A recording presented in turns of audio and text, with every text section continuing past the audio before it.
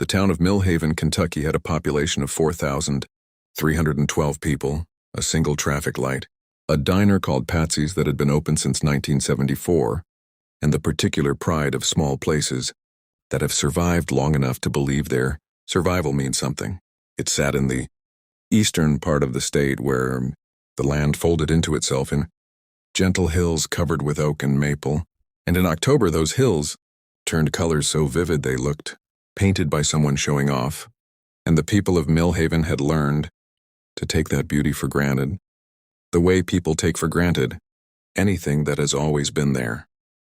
Nobody in Millhaven knew that the man who had been sitting in the corner booth of Patsy's diner for the past 11 days was worth $1.4 billion.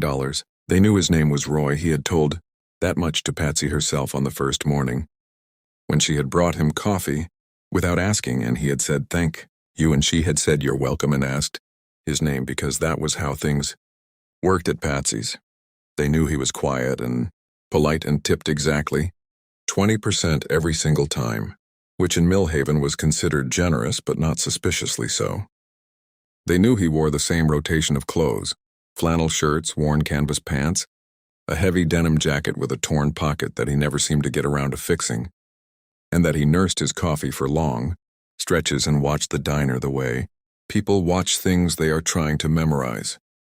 What nobody knew was that Roy Callahan had grown up in a town almost exactly like Millhaven, in Western Virginia, and that he had left it at 19 with $40 in a duffel bag and a determination so pure it was almost violent, and that he had spent the next 34 years building an empire in commercial real estate that now stretched across 11 states, and that the reason he had ended up in this particular corner booth in this particular small Kentucky town was that 3 weeks ago his doctor had told him he had a mass on his lung that needed further testing, and Roy had driven away from that office and kept driving until the city was behind him and the land opened up, and he ended up in Millhaven because it reminded him of where he started, and he had checked into the only motel, a 12-room place called the Rest Easy on the edge of town, and he had been sitting in Patsy's corner booth every morning since, trying to figure out what his life had actually been. He was 57 years old. He had no wife. She had left 12 years ago, kindly and correctly, telling him that he was in love with his work in a way that left no room for anything else. He had one daughter, Claire, who was 31 and lived in Seattle, and called him twice a month with the particular dutiful warmth of someone who loves a parent they don't entirely know. He had 340 employees, a board of directors, and a personal net worth that made him one of the 100 wealthiest people in the state of Virginia. He had driven to Millhaven, Kentucky to figure out if any of that meant anything. The diner was the center of the town in the way that diners in small towns always are. Not just a place to eat, but a place where things happened, where information moved, where the social life of the community ran on coffee and pie and the particular freedom of talking to people you have known for 30 years. Roy watched it all from his corner. He watched the farmers who came in before dawn and talked about weather and yield, with the seriousness of men whose livelihoods depended on both. He watched the high school principal, who came in every morning at 7:15 and graded papers over scrambled eggs. He watched the young mothers with strollers who took up the center tables on weekday mornings and talked with the intimacy of people raising children in a place where everyone would eventually know those children's names. He watched Patsy. She was 68 years old, and she ran the diner with the unhurried authority of someone who has been doing the same thing long enough that excellence has become invisible. She just moved through the room, and things happened correctly. She was small and straight-backed with white hair she wore in a braid and reading glasses. She kept on a beaded chain around her neck, and she had the quality that Roy had encountered only rarely in his life and had never been able to manufacture in himself, which was that she made every person she spoke to feel like the conversation was the only conversation she intended to have that day. On the 4th day, Roy had asked her how long she had been running the place. 41 years, she had told him, topping up his coffee. Her husband had opened it. He had passed in 1998, her Son had offered to buy her out 3 times, and she had declined 3 times because this diner, she said, was not a business. It was a promise she had made to Harold, and she intended to keep it. Roy had written nothing down. He had left his phone at the motel every morning. He was trying to practice being present in a place without the mediation of screens and schedules, and it was harder than he had expected. He kept reaching for a phone that wasn't there, kept feeling the phantom pull of emails that weren't being answered, meetings that weren't being attended, a company that was running without him, and he had begun to suspect doing fine. On the 7th day, something happened that Roy had not anticipated. A man came into the diner whom everyone seemed to know and whom Roy had not seen before. He was in his 40s, heavy-set, wearing a jacket with a county seal on it, and the way he moved through the room suggested someone accustomed to being looked at. He went straight to Patsy at the counter and they spoke in low voices. But the diner was not large, and Roy, in his corner, heard most of it. The man was from the county assessor's office. The building Patsy's diner occupied had been reassessed. The property taxes were going up significantly, part of a county-wide adjustment tied to new commercial development coming into the region. The number, he told her, was more than double what she currently paid. Patsy stood very still while he talked. She asked 2 questions in a quiet voice. Then she said she understood and thanked him for letting her know in person, and he left. And she stood at the counter for a moment with her hand resting flat on it, looking at nothing, and then she turned and went back to work. Roy watched her refill coffee at 3 tables without a single person noticing that anything had happened. That evening, he went back to the rest, easy, and lay on the bed and stared at the ceiling, and did the math. He had done rough math on Patsy's the first few days out of professional habit. It was not a large operation, not a high-margin business.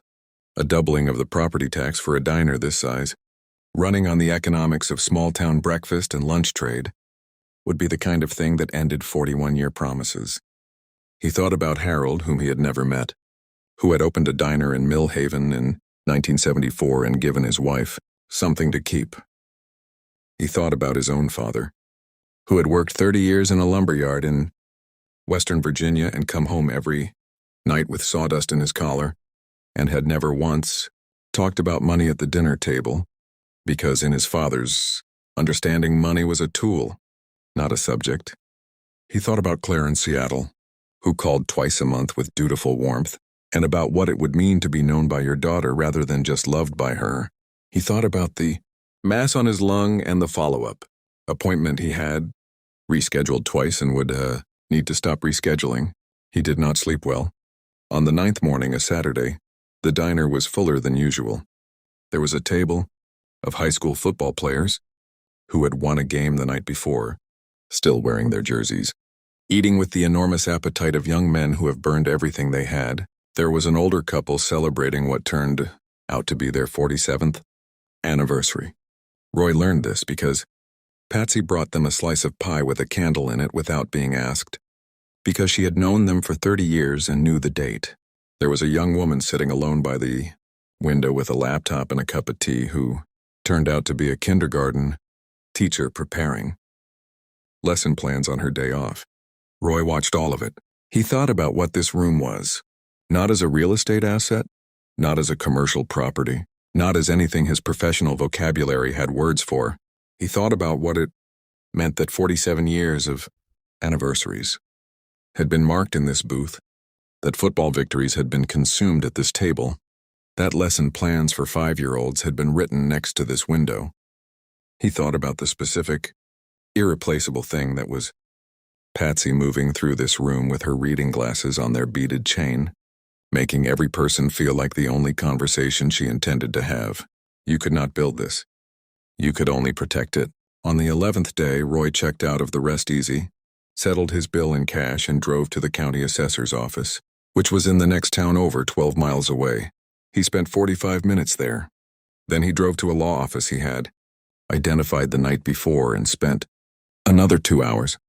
Then he drove back to Millhaven and went to Patsy's for what he expected to be the last time, and he sat in his corner booth and ordered the breakfast special and ate it slowly. When Patsy came to refill his coffee, he told her he would be leaving the next morning. She said she hoped the town had been good to him. He said it had been the best 11 days he could remember in a long time, which was true, and which surprised him by being true.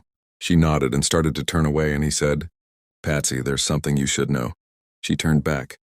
He told her that the property tax situation was going to be resolved, that she should not worry about it, that an anonymous trust had been established that would cover the difference between her current rate and the new assessment for as long as the diner operated under its current ownership. He told her this in the plain, direct language he used in boardrooms, without softening and without embellishment, because he had learned that important things should be said clearly. Patsy looked at him for a long moment. She said, "Roy, who are you?" He said, "Just someone who needed a corner booth for a while." She looked at him for another moment with the eyes of a woman who had been reading people across a diner counter for 41 years and was very good at it. Then she picked up his coffee cup and refilled it, even though it didn't need refilling, and she said, "Harold would have liked you." Roy drove back to the motel and sat in his car in the parking lot for a while. Then he took out the phone he had been leaving on the nightstand every morning and called Claire in Seattle. When she answered with the careful brightness of someone who loves a parent they don't entirely know, he said, "I want to come see you. Not for anything. I just want to see you." There was a pause. She said, "Dad, are you okay?" He said, "I'm going to find out. But I wanted to call you first." He drove back to Virginia the next morning, and the hills were doing what eastern Kentucky hills do in October, burning orange and red against the pale sky, and he drove through them slowly and let them be beautiful, and did not reach for his phone once. 3 weeks later, the follow-up results came back. The mass was benign. The doctor used the word scar tissue and said it was likely from a childhood respiratory infection. Roy barely remembered. Roy sat in the doctor's office with that information for a long minute. Then he said thank you, stood up, and walked out into the afternoon, which was ordinary and bright and smelled like car exhaust and turned leaves, and he stood on the sidewalk and let it be exactly what it was. He called Claire that evening and told her the results. She cried, which surprised him, and then he understood that his surprise at her crying was itself the distance between them, that she had been frightened for weeks while he had been driving around Kentucky finding corner booths to sit in, and that her tears were not just relief, but evidence of how much she had been carrying alone. He said, "I'm sorry I made you carry that by yourself." She said, "It's okay, Dad." He said, "It's not, but I'm going to do better." He meant it, not as a resolution, not as the kind of thing people say in emotional moments and forget by Tuesday. He meant it the way Patsy had meant. 41 years of coffee, and pie and birthday candles, and the particular attention of making every person feel like the only conversation that mattered. He meant it as a promise. He bought a plane ticket to Seattle for the following weekend. He put it on his personal card, not the company account, because this was not a business trip. He packed a bag the night before with the care of someone going somewhere that matters, and in the